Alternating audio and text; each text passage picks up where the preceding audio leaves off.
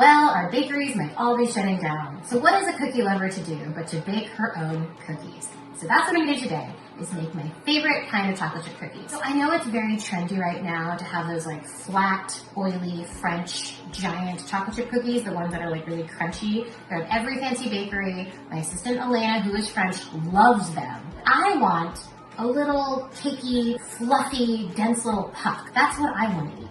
Very hard to find these recipes online. I had to search and search and search, but I finally found one that I'm going to test right now. Never had this before. We're going to see if it works out or not. One other thing about baking in the time of coronavirus is that it's hard to get ingredients. Sugar, very easy. Nuts, fine. Chocolate chips, fine. Flour, very hard. So this flour is in this bag, hermetically sealed, because my friend Ike Barinholtz gave it to me. I swapped it for a half a lasagna that I left on his doorstep. But these are the times you have to barter for ingredients. Thank you, Ike.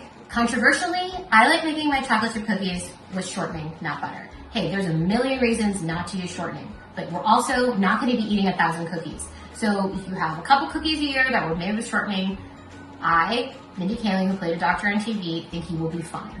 Let's get going. But before we do any cooking, we of course have to wash our hands. I use this antibacterial soap. It's not sexy, but I feel like if it doesn't say antibacterial, I feel like my hands aren't clean. When I use that like fancy expensive soap that like comes in pretty bottles, I just feel like it's like subtly moving dirt around. So I use this. Wash! Happy birthday to you. Happy birthday to you. Happy birthday, dear me. It's not my birthday. Happy birthday to you. This is good.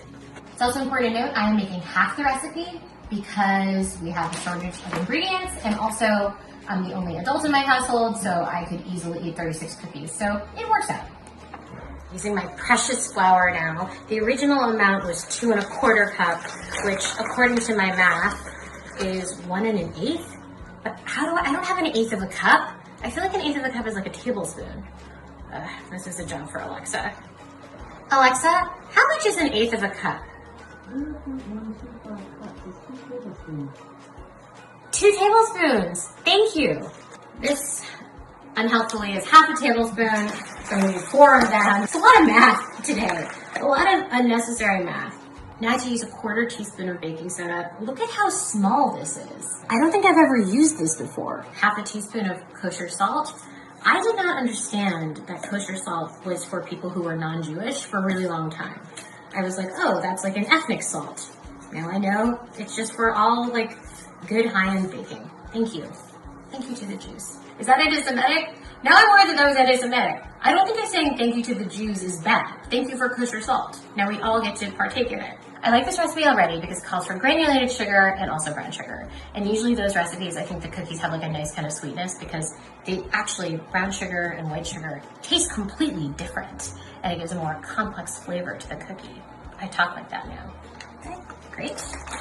Controversial, but I always put a little bit of cinnamon in my chocolate chip cookies. And people who hate it can never taste it when it's in there. So I should have told you, but speak to the listen.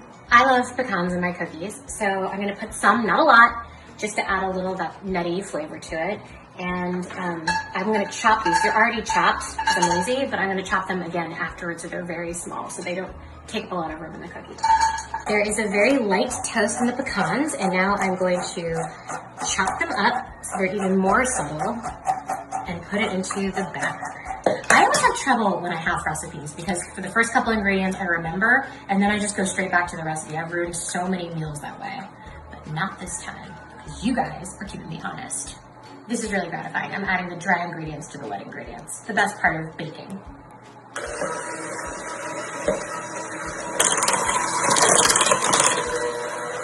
It doesn't look as good as I thought it would look. People have really strong feelings about chocolate chips. Some people want like jagged little squares and for it to look like it was like ripped off of the bar of chocolate. I like good old-fashioned Nestle. I think it tastes the best. It's gonna be real hard to bake these and not just eat this. This smells so good. The best way to get extra pecans, use wet dough and pick them up. So in the past, I used to just use like a tablespoon and put cookies on there. Not anymore. I got one of these guys. A mini ice cream scoop, which I now can use to make perfectly symmetrical cookies. Heh heh heh. Right, they look beautiful and symmetrical, and now they're gonna go in the oven. See ya, cooks. It smells so good in here. Taking them out.